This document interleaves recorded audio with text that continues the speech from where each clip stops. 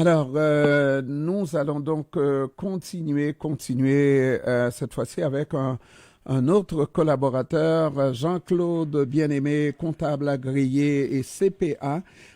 Jean-Claude Bien-Aimé, comment ça va? Oh, ça va bien. Le soleil brille de tous ses feux. Oui. Donc, ça va bien. Il fait chaud, il fait beau. Il fait chaud, il fait beau, pourvu que ça dure, comme diraient les, Exact. les Italianos. Yes, sir. Alors, Jean-Claude Bien-Aimé, par rapport à cette grève, justement, et on voudrait savoir les conséquences de cette grève avec autant d'employés du gouvernement fédéral qui ne sont pas à l'ouvrage, les conséquences donc pour l'économie canadienne. Comment le comptable en vous voit tout ça, là? En fait, c'est certain, avec des fonctionnaires qui sont en grève, on espère que ça ne va pas durer longtemps.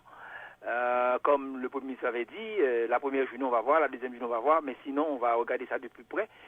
C'est certain, le fait de ne pas avoir des employés sur place pour traiter certaines transactions, par exemple, si on parle notamment d'impôts pour les particuliers, ça cause un problème, dans le sens où il y a un ralentissement, c'est certain, ils ne sont pas là pour collecter, ils ne sont pas là pour transiger, ils ne sont pas là pour vérifier le tout. C'est certain au niveau, bon, j'ai lu la littérature, il va y avoir des conséquences sur le PIB qui est le produit intérieur brut, ce qu'on produit, ce qu'on récolte. C'est certain aussi, tantôt, à la question suivante, là on va parler d'impôts bien sûr, il va y avoir des conséquences pour les contribuables. Même quand les gens disent au niveau du Revenu Canada, il n'y a pas de problème, ce sont des robots qui traitent les déclarations transmises électroniquement, mais c'est certain en termes humains, on sait qu'il y a avoir des ralentissements, et qui dit ralentissement dit également des répercussions économiques. Ouais, est-ce que ça peut aller jusqu'à 200 millions, comme l'a fait un de vos confrères? Oui, Comme c'est ce que j'ai lu. 200 J'ai lu effectivement millions, ça. 200 millions par jour, c'est En fait, beaucoup d'argent, ça. c'est beaucoup d'argent. C'est sûr, le fédéral, c'est la mère, on appelle c'est la vache qui donne du lait. C'est la vache à lait. Le fédéral collecte partout sur les provinces et les territoires canadiens, donc qui fait que le fédéral reçoit beaucoup de fonds en termes d'impôts, en termes de redevances, en termes de TPS, en termes également de toutes sortes de revenus qui viennent des provinces.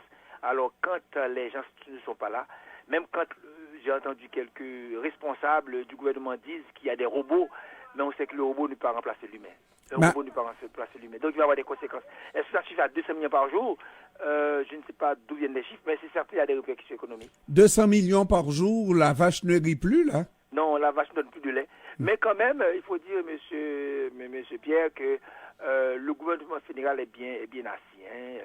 Il n'y a pas de problème de liquidité, ça va bien, ils ont beaucoup de fonds en réserve. C'est certain, c'est pas ce qu'on aimerait, mais je crois que d'ici la semaine prochaine, l'autre semaine, on va entendre des Un autre son de cloche. Exact, exact. Parce qu'ils sont, on a invité le syndicat à la table, on ne veut pas négocier sur la place publique, négocier dans les médias. Donc, il y a des choses qui se font en coulisses qu'on n'est pas au courant, mais d'ici une semaine ou deux, on va être plus au parfum de ce qui se passe. Et maintenant, pour le gouvernement, on dit, on évalue à 200 millions par jour, ce que je trouve beaucoup d'argent. Cela dit, pour nous en particulier, c'est vrai que lorsque le gouvernement perd de l'argent, c'est nous qui perdons de l'argent, mais de manière pratico-pratique dans nos poches, est-ce que ça peut nous atteindre, à part les retours d'impôts qu'on peut avoir à recevoir plus tard, etc.? Normalement non. J'ai regardé un petit peu les notes sur le sujet. Je crois non. En tant que particulier, c'est sûr et certain, le fédéral a mis beaucoup de mesures sur pied pour les contribuables. Par exemple, on parle de remboursement d'épicerie en augmentant la TPS, en doublant la TPS en juillet 2023. On parle des tables d'impôts qui seront ajustées. On parle de beaucoup de programmes pour l'assurance emploi, augmenté de 5 semaines pour les employés saisonniers. Je crois en tant que particulier, on ne va pas vraiment subir les conséquences de cette grève-là. Pourquoi? Parce que si vous avez un remboursement au niveau fédéral, c'est certain, si ça traîne, ils vont mettre des intérêts. Si vous devez payer un montant, c'est certain, il va y avoir des intérêts. Mais normalement, sur le nombre de contribuables, on parle de majorité, on ne va pas avoir de répercussions vraiment. Parce que, comme de raison, j'ai fait près de 250 déclarations de revenus jusqu'à date, 250 déclarations d'impôts jusqu'à date, parmi les 250, il y a à peu près 150, 160 qui ont des remboursements. Donc, quand tu as des remboursements, c'est de l'argent qu'on doit vous envoyer. Et c'est certain, après un certain nombre de temps, parfois on dit après 2 semaines, 3 semaines, les intérêts commencent à courir, on va vous donner les intérêts sur ça. On invite les gens à faire produire leur déclaration par voie électronique, transmission électronique. À ce moment-là, comme les responsables du ministère disent, ce sont les robots qui traitent la déclaration, donc ça ne gêne pas, ça ne dérange pas tellement. Les formulaires papier, oui, ça va retarder pour ceux qui envoient des formulaires papier, mais pour ceux qui envoient leur déclaration électroniquement parlant, à mon avis, il n'y a pas de problème vraiment. Maintenant, je suis un homme d'affaires, Jean-Claude.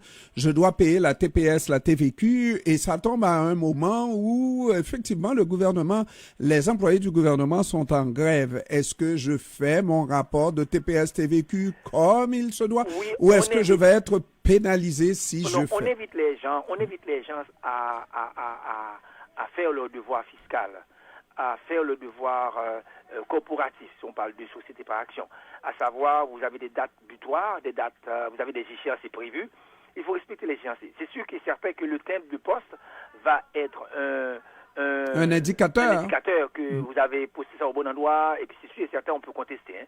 Si jamais on vous donne des pénalités, vous avez 30 jours, 90 jours pour contester cet avis-là, mais à mon avis, ceux qui doivent produire, par exemple, le 30 avril, là, ou le 1er mai, il faut produire la déclaration de TPS-TVQ pour ceux qui ont une déclaration trimestrielle, janvier, février, mars. Le 30 avril est la date butoir. Envoyez ça comme il faut. C'est sûr et certain, il y en a qui font ça électronique encore. Faites ça par électronique. Et d'abord, ce que je pense, non, il n'y a pas de problème là-dessus. Faites votre devoir comme ça se doit. Et s'il y a pénalité ou il y a intérêt, là, on peut contester. Mais d'abord, ce que je sais, mon expérience en impôt, en fiscalité, on ne va pas avoir de problème vraiment. Normalement, non. Moi-même, je regardais, parce que c'est toujours important pour nous, si j'ai des retours à payer en TPS TVQ et que je garde cet argent dans le compte de mon entreprise, ça me donne un peu plus de liquidité pendant une semaine ou deux. Ça peut compter, c'est autant d'argent que... C'est sûr, il va y avoir des retards. Il va y avoir des retards compte tenu, il y a moins de monde sur le tapis. Il y a moins d'employés sur le plancher. C'est sûr, il y a un seul minimum. Tout le monde n'est pas en grève. Il y a ce qu'on entend par un minimum d'employés qui sont là pour les services essentiels, les services qui sont urgents. Il y a un minimum de personnes sur le plancher, mais c'est sûr, il va y avoir des retards et des ralentissements. Mais en termes corporatifs, à savoir une entreprise, une corporation, une société qui fonctionne comme sur des roulettes, vous n'êtes pas en grève, normalement, vous devriez continuer à rouler comme si tout était normal. On fait nos devoirs fiscaux. C'est comme éviter... quelqu'un qui dit, moi, ils sont en grève, je ne veux pas ma déclaration. Bon, si vous ne faites pas votre déclaration, vous allez vous priver de prestations, vous allez vous priver de paquets de crédits. Alors, on oublie ceux qui sont en grève. Ils sont en grève pour des causes nobles. Ils sont en grève pour défendre leur situation, on comprend ça.